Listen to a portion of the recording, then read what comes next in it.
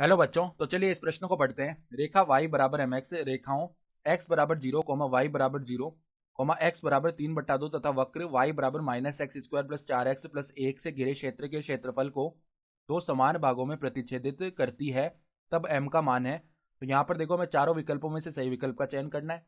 तो प्रश्न में आगे बढ़ने से पहले इस प्रश्न से संबंधित जो मुख्य उदाहरण है उसकी हम चर्चा कर लेते हैं। तो देखो, मुख्य उदाहरण क्या हो जाएगी। हम जानते हैं कि x की घात n का जो समाकलन है x के सापेक्ष क्या होता है, x की घात n+1 बट्टा में n+1 प्लस में समाकलन का चर c, जहां पर n का मान कोई भी अचर हो सकता है -1 के अलावा। तो अब देखो मैं क्या क्या वक्र दिए हुए हैं। एक तो y बराबर एम एक्स है, सही है। तो ये रेखा मूल बिंदु से होकर जाएगी और इसकी प्रवणता m हो गई है, ठीक है। एक रेखा x बराबर 0 है, एक है हमारे पास y बराबर 0, और एक रेखा x बराबर 3/2 है। और वक्र कौन सा है, देखो y बराबर में -x² प्लस में 4x प्लस में 1, ठीक है। तो अब ये जो वक्र है ना, ये एक परवलय को प्रदर्शित करेगा, और यहाँ पर x² का गुणांक माइनस का है। इसका मतलब ये परवलय देखो इस प्रकार का बनने वाला है, ठीक है। यानी कि ऐसा परवलय आएगा। और ये परवलय बनाने के लिए हम क्या करते हैं, देखो इस परवलय की प्रकृति कहाँ पे बदलेगी, पहले वो बिंदु के निर्देशांक देखते हैं। तो वो क्या होते हैं, -v/2 है, कोमा में माइनस का d/4 है। ये आते हैं उस बिंदु के निर्देशांक जहाँ पर परवलय की प्रकृति आपस में बदल रही है। जैसे कि मान लो अगर ऐसा परवलय होगा ना, तो इस बिंदु के निर्देशांक की बात कर रहे हैं हम, p बिंदु के निर्देशांक की, ठीक है। तो देखो, अब सबसे पहले हम क्या करते हैं, देखो d निकालते हैं, यानी विविधकर्ण निकालते हैं इस परवलय के लिए।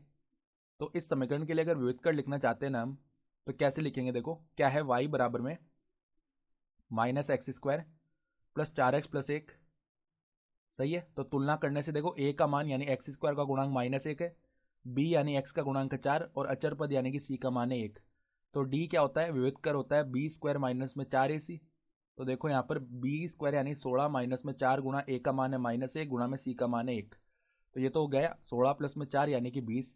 तो अगर हम उस बिंदु को p बोल रहे हैं तो उसके निर्देशांक क्या आएंगे, देखो -b/2 है, यानी -4/2 गुणा a का मान कितना है, -1, कोमा में देखो यहाँ पर -d/4 है, तो -20/4 गुणा a का मान है -1, ठीक है।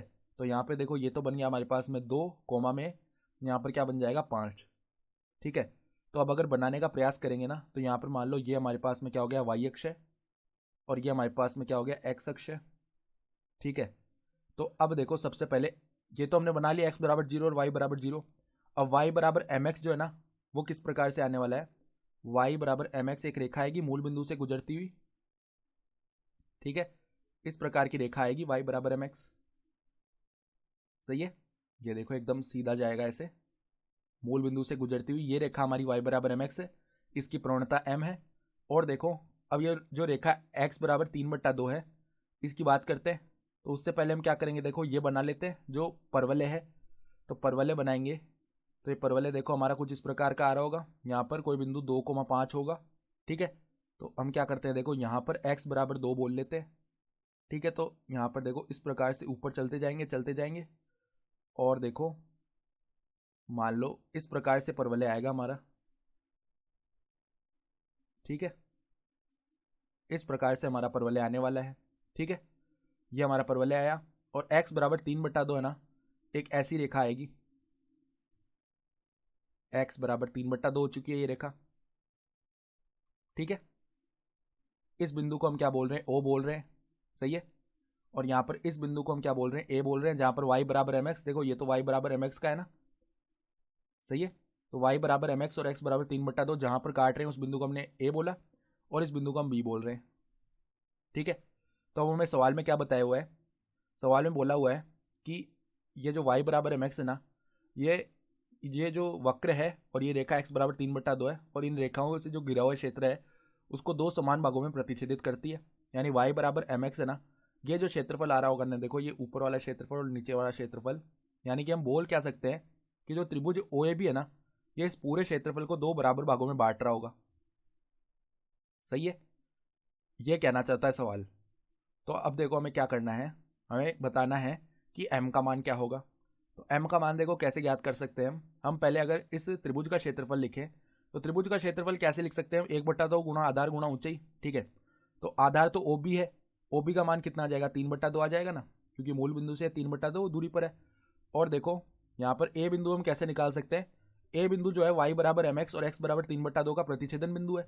तो ए बिंदु के निर्देशांक क्या हो जाएंगे, देखो एक्स निर्देशांक तो 3/2 आएगा और वाई निर्देशांक क्या हो जाएगा एम एक्स यानी कि 3/2m।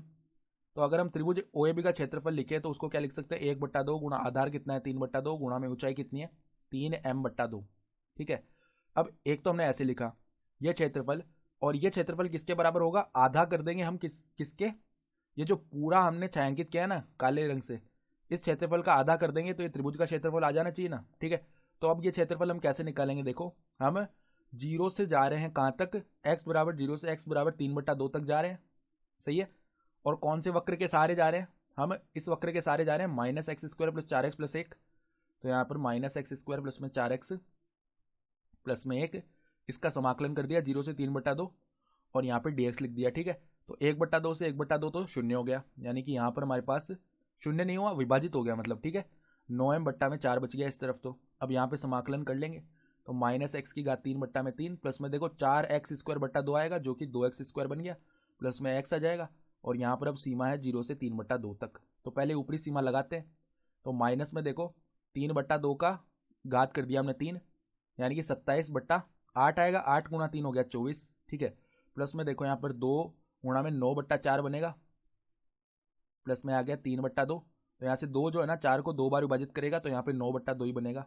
सही है, और माइनस में तो 0 रखते ही सभी पद वैसे ही 0 होंगे। सही है, और ये किसके बराबर है, 9m/4 के बराबर है।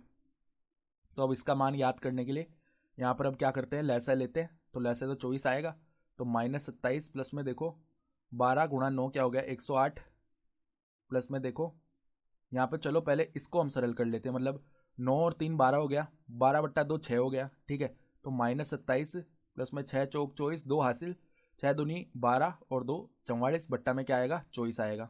ठीक है, ये पद आ गया। अब देखो 144 में से हम घटा लेते हैं 27 को, तो यहाँ पर देखो क्या बनने वाला है, अब हमारे पास 7 1 और 1 यानी 117 बनेगा। तो ये तो आ गया 117/24 के बराबर। तो m का मान अगर निकालेंगे ना, तो m बराबर क्या आएगा 4 गुणा में 117 बट्टा में क्या आ जाएगा 9 गुणा में 24। सही है, तो अब देखो 4 जो है ना 24 को 6 बार विभाजित करेगा, 3 से विभाजित करेंगे तो 9 तो 3 बार हो जाएगा, और ये हमारे पास कितनी हो जाएगा 39 बार। ठीक है, अब 3 से विभाजित करेंगे 39 जो है ना कितनी बार हो जाएगा 13 बार, यानी कि m का मान आ गया 13/6। तो अगर विकल्प देखें ना, तो विकल्प देखो यहाँ से ए विकल्प हमारा सही विकल्प आ रहा है। ठीक है, तो आशा करता हूँ कि आपको ये प्रश्न समझ में आया होगा। धन्यवाद।